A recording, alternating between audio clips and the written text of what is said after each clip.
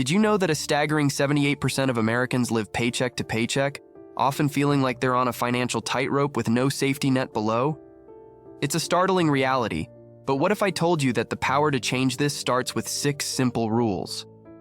Today, we're diving into the 6 rules of being financially literate. Whether you're a seasoned saver or just starting your journey towards financial freedom, these rules are your golden keys to unlocking a world of financial security and empowerment. Let's get started. Understanding your income is all about knowing exactly how much money you make. It's the very first step in handling your finances well. When we talk about income, it's not just the money from your regular job. It also includes any extra cash you might get from other places, like if you have a part-time job, do some freelance work, or even make money from a hobby. It's also about seeing if there are ways to make more money. Maybe you can get a better job, learn new skills for a higher paying position, or start a side project that brings in extra cash. It's good to think about your income as something that can grow, not just a set amount that stays the same. Finally, don't forget to think about the money you actually get to spend. When you earn money, things like taxes get taken out before you even see it. So, it's important to focus on your net income. That's the money you have left after all these deductions. This is the money you really have to use for things like paying bills, buying what you need, saving, and other stuff. By really understanding your income, how much you make, ways you might make more, and how much you have to spend, you can make better plans for your money. Effective budgeting is a vital rule in the world of financial literacy, acting as a guiding principle for how you manage your money. It's about creating a balance between your earnings and your spending to ensure you live within your means while also saving for the future. Imagine budgeting as your financial compass, pointing you in the right direction for how to allocate your funds wisely, avoiding overspending and encouraging savings. One practical and popular method for effective budgeting is the 50-30-20 rule, a straightforward strategy that simplifies how you distribute your income. This rule suggests dividing your post-tax income into 3 categories: needs, wants, and savings debt. 50% on needs. This portion covers the essentials, the absolute must-haves for your daily living. It includes expenses like rent or mortgage, groceries, basic utilities, insurance, and necessary commuting costs. These are the expenses you cannot avoid and should be prioritized in your budget. 30% on wants. Here's where you allocate for your lifestyle choices, the things that bring joy and entertainment but are not essential for survival. This includes dining out, hobbies, subscription services, travel, and shopping for non-essentials. It's crucial to enjoy life, and this category allows for that without compromising financial stability. 20% on savings and debt repayment. The final slice of your income pie goes toward building your financial future. This includes savings, investments, and paying off debts. Whether it's contributing to an emergency fund, saving for retirement, or reducing credit card debt, this portion of your income ensures you're preparing for a secure financial future. Effective budgeting, especially with the 50-30-20 rule, provides a clear framework for managing your finances. It helps in creating a spending plan that is realistic, sustainable, and tailored to your financial goals. This method is not only about restricting expenses, but also about making informed decisions to enhance your financial well-being. It's a tool for empowerment, giving you control over your financial destiny and paving the way for a secure and comfortable lifestyle. Managing your debt wisely is really important for keeping your money problems under control. Think of debt like a heavy backpack. The more you owe, the heavier it gets.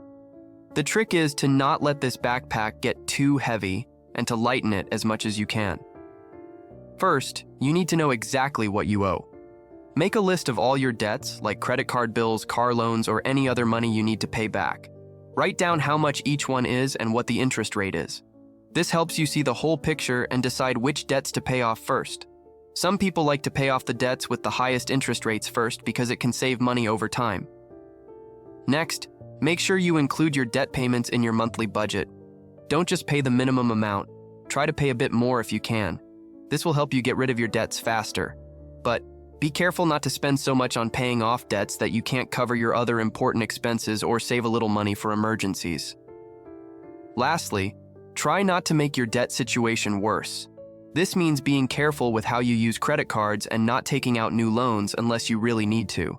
If you're careful and disciplined about how you spend and pay back what you owe, you'll be on your way to getting rid of that heavy backpack and feeling a lot better about your money situation.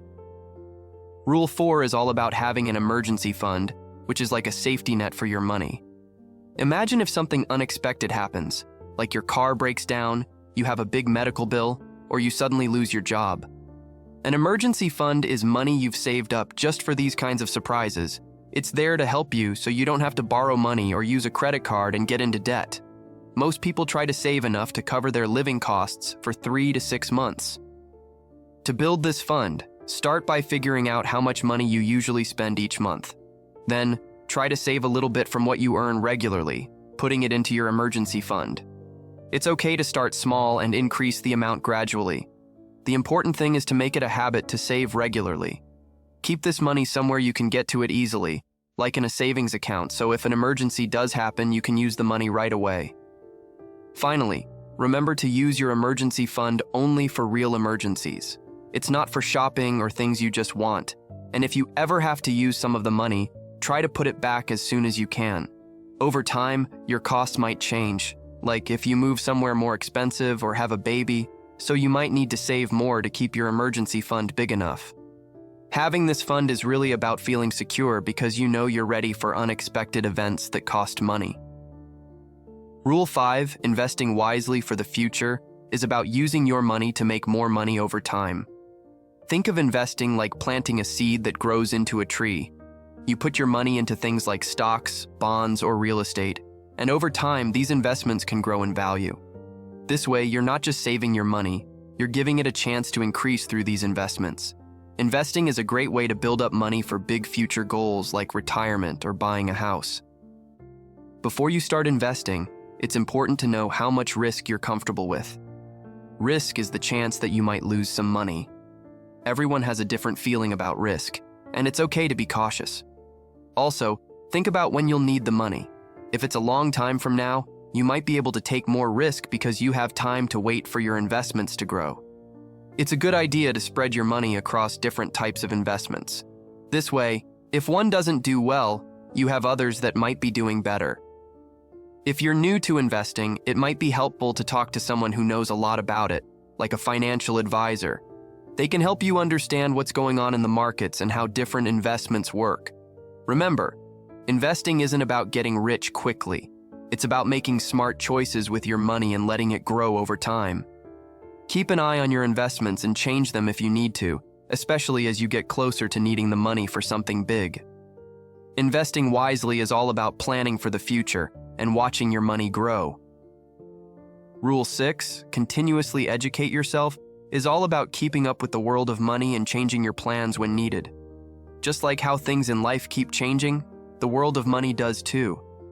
New ways to save, invest, and spend are always popping up, and the economy can go up and down. So, it's really important to keep learning about money matters. You can read about finance, watch videos, or even take a class. This helps you make smarter choices with your money, because you know more about what's going on. Your money plans also need to be flexible.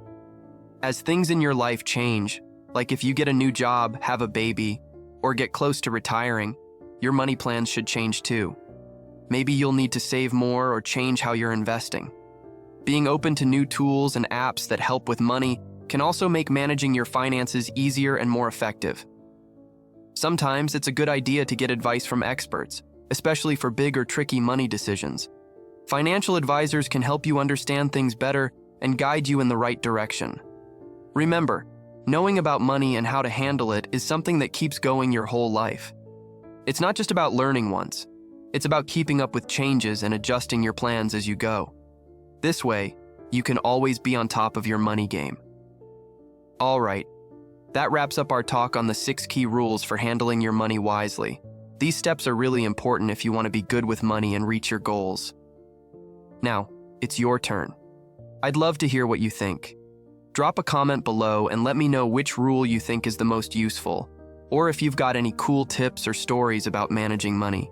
Your ideas could really help someone else who's trying to get better at this stuff. With that said, thanks for watching. And until next time, keep up the good work with your finances.